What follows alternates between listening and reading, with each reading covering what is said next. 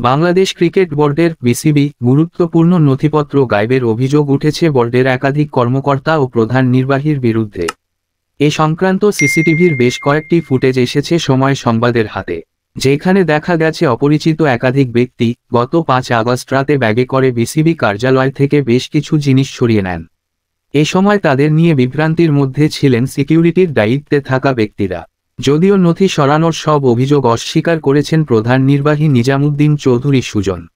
গত এক যুগে বিসিবিতে কি চলেছে এতদিনে তার একটা ফিরিস্তি নিশ্চয়ই জেনে গেছেন দর্শকরা। আলোর নিচে যেমন অন্ধকার তেমনি ক্রিকেটের চাকচিক্যের ভিড়ে প্রধান নির্বাহী কর্মকর্তার যোগসাজশে অনিয়মের অভিযোগ উঠেছে একাধিক বোর্ড পরিচালকের বিরুদ্ধে। তবে এবারের অভিযোগ আরও গুরুতর। 5 আগস্ট যেদিন ছাত্র জনতার তীব্র প্রতিরোধের মুখে দেশ ছেড়ে পালানো শেখ হাসিনা, সে রাতে বোর্ড থেকে গুরুত্বপূর্ণ নথি গায়েবের অভিযোগ উঠেছে। এ সংক্রান্ত একাধিক সিসিটিভি ফুটেজ এসেছে সময় সংবাদের হাতে। সিসিটিভি ফুটেজ দেখা যায় 5 আগস্ট রাত 8টা 25 মিনিটে বিসিবি কার্যালয় থেকে বের হয়ে যাচ্ছেন এক ব্যক্তি। কাঁধে ব্যাগ, ফোনে কথা বলছেন কারো সঙ্গে। তার উপস্থিতি নিয়ে সিকিউরিটির দায়িত্বে থাকা ব্যক্তিদের অস্বস্তি ছিল স্পষ্ট। আরেকটি সিসিটিভি ফুটেজ দেখা যায় তিনি যখন বের হয়ে যাচ্ছেন তার সঙ্গে ছিল আরও 2 জন। বাস্তবতা মেনে সেই রাতে বিসিবি কার্যালয়ের লাইটগুলো ছিল বন্ধ। তখন মোবাইলের আলো জ্বেলে রাত 9টা 17 মিনিটে বের হয়ে যান আরও 2 জন।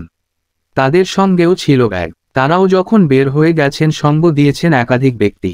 এবার সবচেয়ে গুরুত্বপূর্ণ ছবিটার দিকে নজর দেওয়া যাক। রাত 9টা 40 মিনিটে 2টি ব্যাগ নিয়ে এক ব্যক্তি নেমে যায় লিফটে করে, যার পরিচয় বের করা সম্ভব হয়নি। সূত্রের খবর, গুরুত্বপূর্ণ নথি ছাড়াও সেখানে ছিল নগদ অর্থ। নথি ও অর্থ গায়েবের বিষয়ে জানতে চাওয়া হয় বিসিবির প্রধান নির্বাহী কর্মকর্তার কাছে। যথারীতি সহজ রাস্তা বেছে নেয়া, সব করেছেন অস্বীকার। নিজামুদ্দিন চৌধুরী সুজন বলেন, এই বিষয়টি আমি মিডিয়াতেই দেখেছি। বিষয়টি নিয়ে আসলে কখনো কথা বলার সুযোগ হয়নি। কথা বলবো।